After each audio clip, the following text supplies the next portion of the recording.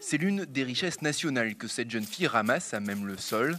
La noisette turque représente 70% de la production mondiale et a acquis ses lettres de noblesse en devenant par exemple l'ingrédient principal d'une célèbre marque de pâte à tartiner chocolatée. Pour ces saisonniers kurdes, musulmans comme l'immense majorité des Turcs, la saison s'annonce difficile puisqu'elle coïncide avec le Ramadan, le mois du jeûne qui tombe cette année en plein été. C'est comme ça, il fait très chaud. Et vous allez jeûner? Si c'est trop dur, on ne pourra pas. Mais si c'est possible, oui, on le fera. Remziye et Esma ont 15 et 18 ans. Elles travaillent 12 heures par jour pour environ 10 euros. Elles sont venues avec un groupe de Diyarbakır, la principale ville du sud-est anatolien, majoritairement peuplée de Kurdes et sinistrée économiquement. C'est facile de trouver des saisonniers pour venir ici. Là-bas, à peu près tout le monde est au chômage.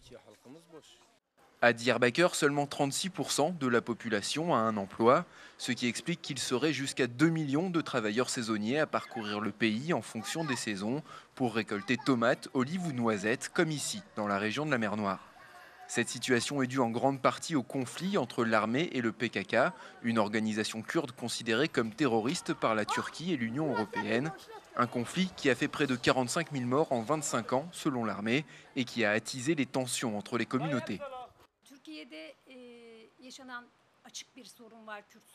En Turquie, c'est très clair que la question kurde est un problème. En tant que travailleurs agricoles saisonniers, c'est cette identité kurde qui pose un problème. C'est à cause de ça qu'ils sont traités comme des étrangers, qu'ils sont ignorés et exclus.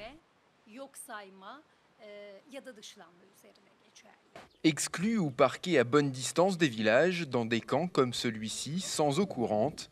Depuis cette année, la municipalité se targue d'y avoir installé l'électricité, sous la forme néanmoins d'un simple lampadaire.